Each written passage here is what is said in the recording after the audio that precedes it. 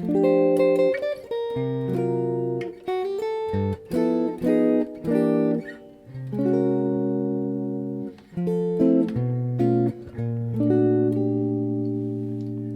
so I want to talk about one of my favorite guitarists ever, Mr. Ed Bickert. Ed was a Canadian jazz guitarist, and he was really well known for a few things. I think a lot of people that aren't guitarists will know him mostly from some Paul Desmond records. There's one called Pure Desmond, and there might be one or two live ones, maybe like one other studio album. It wasn't for too long. It was like in the mid late '70s, but he was, I guess, notoriously the guitarist that came right after Jim Hall. Actually, Jim Hall recommended Ed to Paul Desmond very highly. He was his first call for a lot of those gigs, which speaks quite a lot. Jim Hall really had a fascination and an adoration for Ed Bickert, and there's a little interview snippet on YouTube of him talking about Ed Bickert, which is pretty cool. But Ed kind of flew under the radar because he lived most of his life in Canada. He was a really soft-spoken, understated type of person, and he never really pursued moving to New York or the States to play or tour full time. He did play full time, but he stayed in Canada, where he was kind of just the first call guitarist in the area, in the Toronto area, I think. And he ended up doing a lot of record dates, and was in the house band for a lot of cats that would tour in the area. And he was also in the Rob McConnell Boss Brass big band for many, many years. A lot of great records with him playing on it. And but Ed Bickert is really, really known for his unique style, on a Telecaster. When you hear him, you would not believe what he sounds like on a Telecaster. It's just unbelievable. And B, his chordal knowledge, his chordal playing is just second to none. It is just out of this world. And really, really adventurous type stuff, but also really, really just in the pocket, and he just plays exactly what's needed. And I really am hard pressed to find a recording where he messes up or doesn't seem to play what he fully intends to play.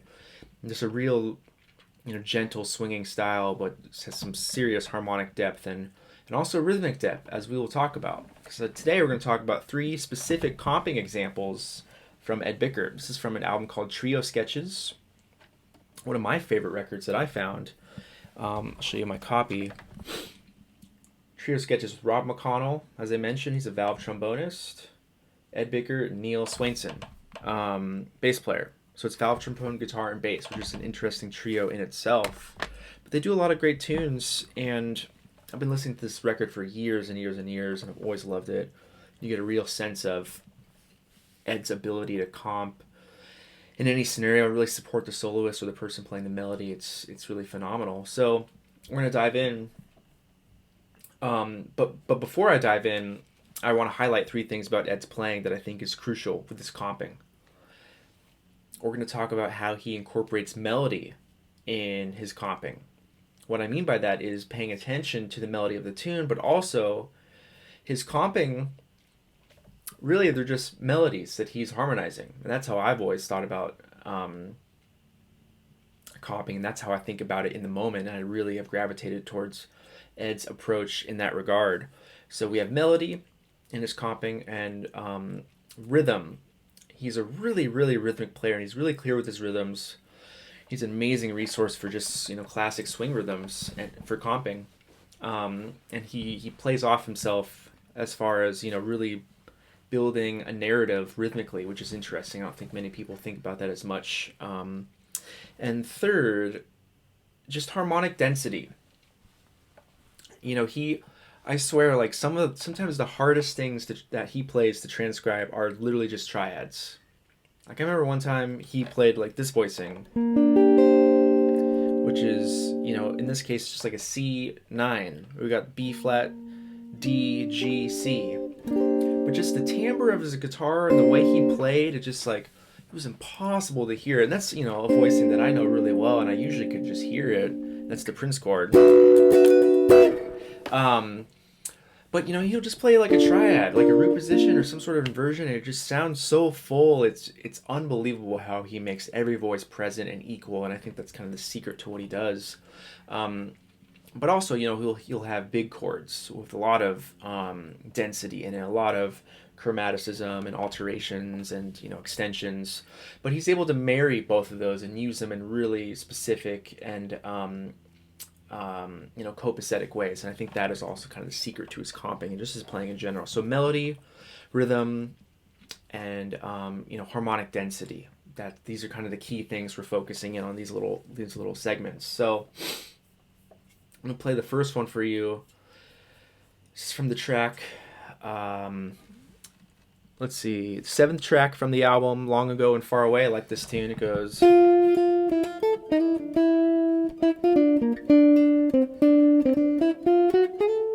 Well, they do it in A flat, so it'd be. Okay,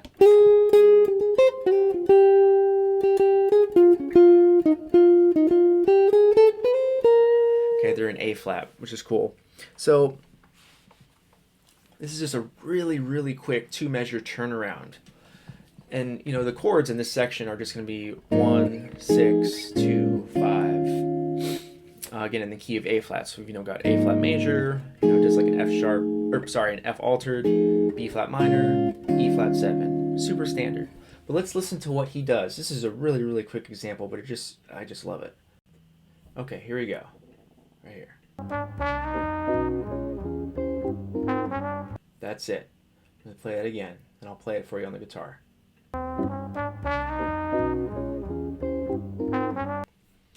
So this type of phrase grabs me because you hear that melody. Ba ba ba boom ba boom ba. That's it. Ba ba ba ba ba ba. That's the melody. That's a great melody that would work over just that 1, 6, 2, 5. And he harmonizes it in a really interesting way. If you pull up the music, the sheet music, if you have access to it, I've got it linked below. So we have this nice 4th voicing for A flat major 7. Right, we're starting on the B flat, so we got the 9, the 5, the 1, and the 3. Super classic voicing, right? What's cool is that he takes this up a minor 3rd. Same voicing, but now it's functioning as an F altered. This is really nice. We've got the sharp 5, the flat 9, the sharp 11, and the 7. So tons of color, really cool kind of sound there. The planing of the 4th type voicing is always nice. Then we have, here's a triad. We have a D flat major triad. Well, in context, that just makes a B flat minor 9. Okay. And he does this thing with his hands, which I do too, where he kind of, arpeggiates the inner voicings and makes a little melody out of it. Okay. And then you get this nice E flat 13, flat 9. Then you resolve on this perfect A flat major 9 voicing with the 9 on top. So you got this density right here, and a triad. And notice how this triad just actually moves down a half step. So the D flat triad goes to a C triad, which, is part of that E flat 13, flat 9. Then it resolves downwards, nice and easy to this. This is a classic Ed Bickert voicing that I got hip to a long time ago. We have the 3, the 5, the 6, and the 9 to A flat. It's super great. And rhythmically, this really kind of pops out. Ba ba ba bo da da da. That's a classic swing, rhythm stuff right there. How it's a lot of anticipations, a lot of anticipating beat 4 or anticipating beat 1 rather, using the and a 4, and again just a simple little melody where he's harmonizing it. Okay, Okay, so that's my first example. You know, again, nothing too super crazy in that. I think this should be, you know, fairly obvious to most of you, but I think just that line, it just sounds so complete. And that's literally a 2-second example of his comping. It's just absurd.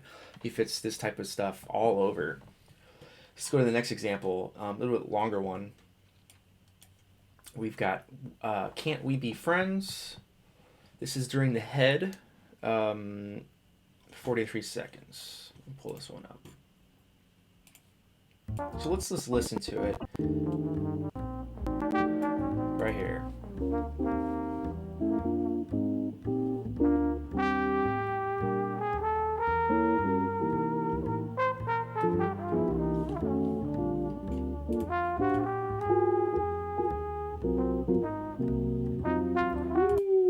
Ooh, there's a lot going on there, so I'm going to play that for you myself.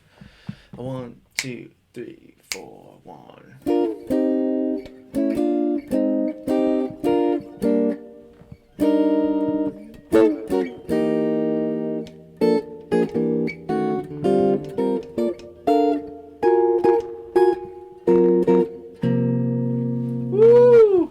I love this so much. Again, right off the bat, what do we see? These triads. And again, this took me longer than almost anything to transcribe because I was like, it can't just be triads. Really? Yes, it is really just triads. So in this section of the tune, we're just on a B flat 7, which is gonna resolve to an E flat major 7. You know, but I like that he keeps this kind of more a bluesy B flat 7, and it's not super altered. I mean, it's more like sus or just straight up dominant. So we've got, you know, B flat triad and a C minor triad. Okay, and then he slides up to a B flat triad again, goes to an A flat triad, kind of gets that sus sound. So basically we have, you know, B flat triad, C minor triad, A flat triad. This is very idiomatic. This is mixolydian. And then he goes back up all of those. So you got the A flat, C minor, B flat. So the first two measures, 1.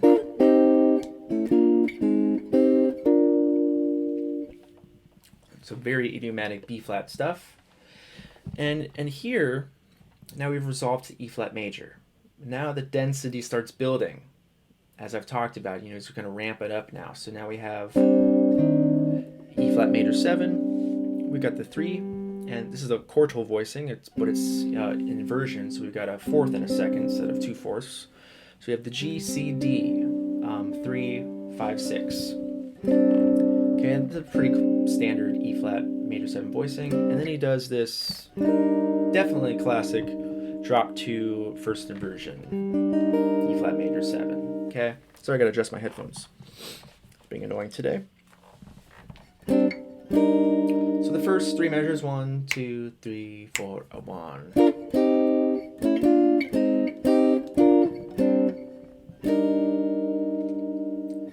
Now here we get some classic diminished harmony voicings that he likes to use in the 4th measure. So we've got E flat major 7. Now we're in E majors, or E diminished 7, sharp 4 diminished of the key of B flat.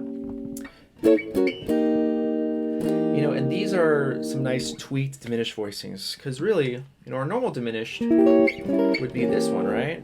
Or, you know, I say I got B flat, E, G, D flat. But here, you know, you can take any of these notes and move them up a whole step and get something from the scale. So he uses this shape, where now you have a triad on top, and then the 7 on bottom. Well, not the 7, you know, whatever's on the bottom. So a little more crunchy. To me, I think of this shape as the 13 flat 9 shape. This would be like a 13 flat 9. So that's why I said 7, because this would be the 7. But don't worry about that. So nothing crazy about this, but it's just a more beefed up version of our diminished harmony. Instead of, we got, and he pairs that harmonic density with rhythmic density by playing more triplet patterns that are kind of off the beat, real swinging.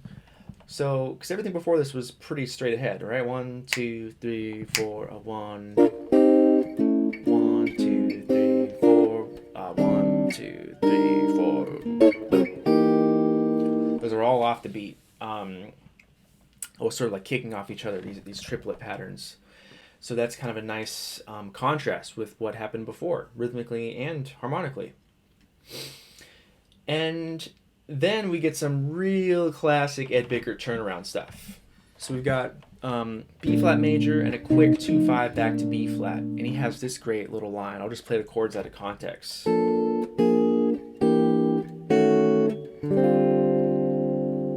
The voice leading in Ed's playing is just like off the charts. It's just unbelievable. You hear it here. Kind of an idiomatic line, but the way he approaches it is pretty cool. So we got our basic, kind of classic drop 2 major B flat major 7 on top. This line's gonna go down, so now it's gonna turn into a B flat 7. That gets us to a C9. Instead of a C minor 9, which is kind of cool. It's quick, so it doesn't really matter. And then this shape moves down a half step, which gets you F altered. Okay. So this nice C9 voicing, which is E half diminished, if you want to look at it that way, goes down a half step, E flat half, that shape over F gets you F altered, and then it resolves in this nice B flat quartal voicing. And I did struggle with hearing whether it was open strings down here, but it is, because I can hear it. The timbre is a little different. That was a little hard because it's kind of hard to hear at registries, and sometimes it's like so even and so lush. It's like, what is happening? But in time it sounds like this: 1, 2, 3, 4. So there's some syncopation to that. Let's listen again to this excerpt as far as we've gotten.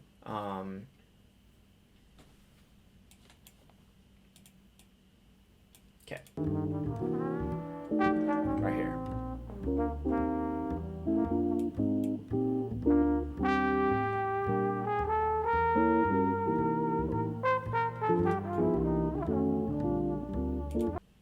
Okay. So again, real understated, and I just can't speak highly enough of just his swing feel. It's just so relaxed and perfect. And there's kind of a lot of information here, and he's playing under the melody, so he's able to get away with that because he knows the melody so well. He knows the player so well. He knows what register to be in that's not going to mess with anything. It's fantastic. This excerpt finishes up by going just up. Like B flat major 9 kind of inversions, different voicings. So, right, so we got this quartal voicing, another quartal voicing, B flat major 7, classic drop 2 reposition, and another quartal, right? Same one as here, just up an octave. So he's using these voicings to just get his way up the neck. So, sorry. That's an easy way to get up the neck and provide a lot of information with the harmony. Then this voicing, super killing. Woo! What is this? We're on an A flat 7 now, A flat 13. This one's not too crazy. This is kind of a common voicing. But as an A flat 7, that's cool because you have the 6, you have the 13 and the 7 and the 9. Then he goes all the way up, puts the root way up top. So just the spread nature of this voicing is just totally killing. And then he goes down here, uses the same rhythmic idea, kind of displaces it by a beat. 1 and 2 and 3, 4 and 1 and 2, 3, 4. So that's just kind of a nice way he's playing with the rhythm there. And also the chord changes to this A flat 13 voicing, which I like a lot. Then it goes all the way down to this quartal voicing. So he's going all the way from here to express an A flat 13 using really great rhythmic phrasing. It's the way he gets around the neck and really fills out the harmony. You know, I mean, these voicings aren't impossible. I mean, this one's a little hard. You could drop that and just do this.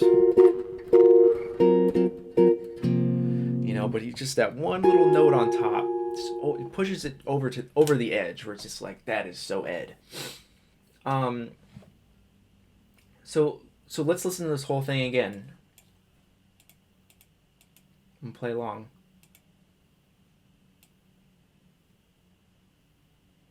Sorry. Here we go.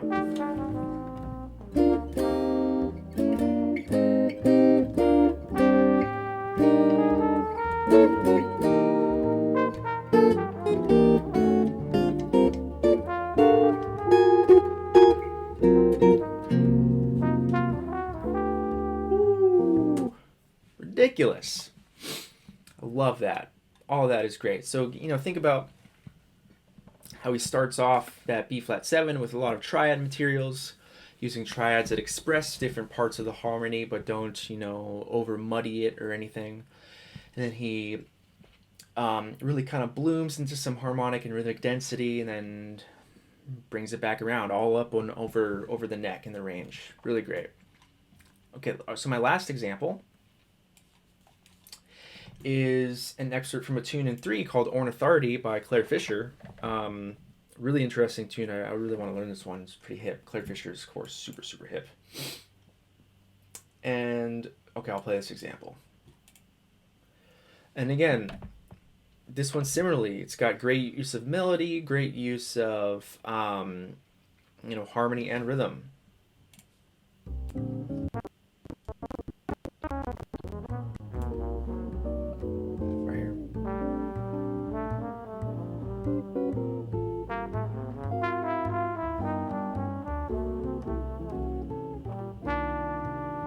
Okay, so, and a little hard to hear, but there's a lot going on in there. We have 1, 2, 3, 4, 5, 6.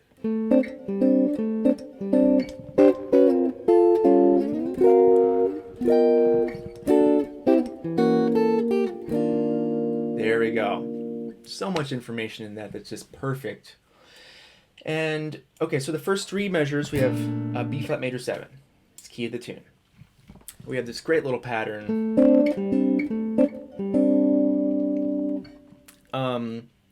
You know, this is kind of an idiomatic, almost like piano type thing. Kind of like a pseudo Montuno type vibe, which might make sense because it's a Claire Fischer tune. And he really only does, he plays with it rhythmically. And really the biggest difference is that the first time it's legato, and the second time he adds an articulation on the and of 1. So 1 gets that little jumping off point. You know, same pattern, just playing with it a little bit rhythmically gets you a long way. Third measure of B flat 7. Again, quartal voicings he uses quite a lot. Kind of planing this one, starting on the 9. Then it's an A7 chord in the 4th measure, and he plays a pretty standard A7 sharp 5. But he does this thing that's typical where, you know, he's picking part of the chord and like kind of arpeggiating it to get like a melody. So it's not just, it's, and I like that subtlety to it. Again, always thinking about melody. So we got,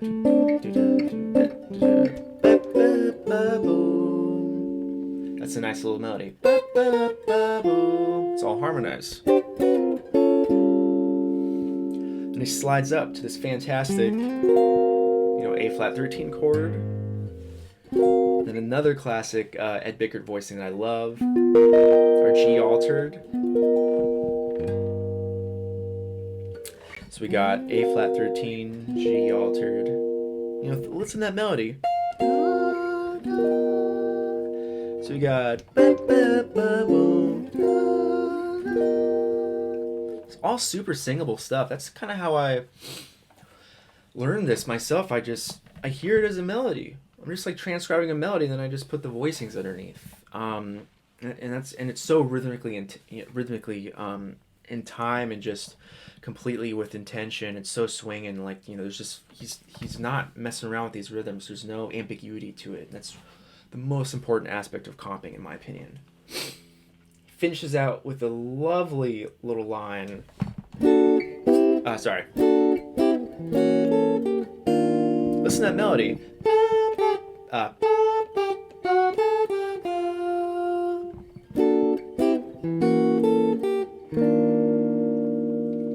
Those first two measures, we have like a C13 chord. This great voicing right here. This B flat major 7 sharp 5 shape that gets you that C13 sharp 11. It goes down to a C triad. Again, uses of triad, sandwiched in between dense chords and harmonies. And then this nice diminished, or like 13 flat 9 voicing. Then it resolves kind of internally to a C minor. So it's like the 2 dominant chord goes to the 2 minor chord, which happens a lot.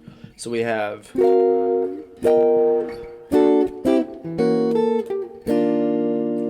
And also look at that rhythmically. We have, a dotted half note for 2 measures. Not a lot going on. Then a bunch going here.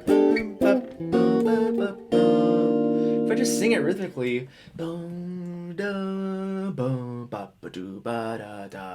it's just classic, stuff and how to play in 3. Having on the beat rhythms, off the beat rhythms, long notes, short notes. This is just everything in a nutshell that comping needs to be. And listen, look how he gets all the way across the neck so smoothly. We have what do we have?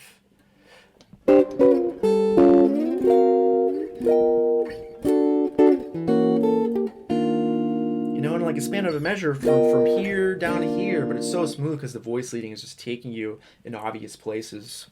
So let's listen to this one again. Get a feel for. Oh, maybe I can play along with it.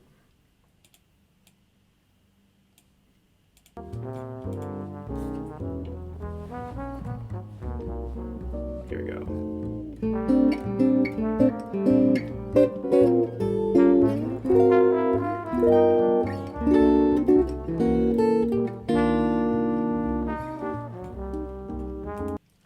Again, just a short little excerpt, like 10 seconds long, but there's just all that info that is just like a world of beauty. Ed really is just like I just call him like the gentleman of jazz guitar. I've never heard him play something that I wasn't like, I don't know if he meant to play that. Never in a chance. So, take a listen to his comping. Really try to dive into the types of voicings he's using. He tends to gravitate towards drop 2 and quarto voicings, and triads, but also some more spread stuff sometimes. It really just depends. But to me, the voicings are amazing, but also just the way he voice leads them together, really using a melody top note to kind of think about it, and rhythmically. If you're having trouble hearing the voicings, just transcribe the rhythms. Go from there. That's really your best bet in learning how to be a better comper. Just get through the rhythms and apply them to your own voicing. So I won't go on too much more. Who knows if you've made it this far, but I appreciate you watching, and I'm going to do more on Ed Bickert because this is just the man. So check out his music. This is Trio Sketches. It's a Rob McConnell. Well, I guess they're all leaders on this. Rob McConnell, Ed Bickert, Neil Swainson. Ed died a few years back, unfortunately, but there's a lot of recorded material out there. It's a little hard to find, but with some digging, or hit me up and I can point you in the right direction. So, okay, take care and have fun listening to Ed Bickert.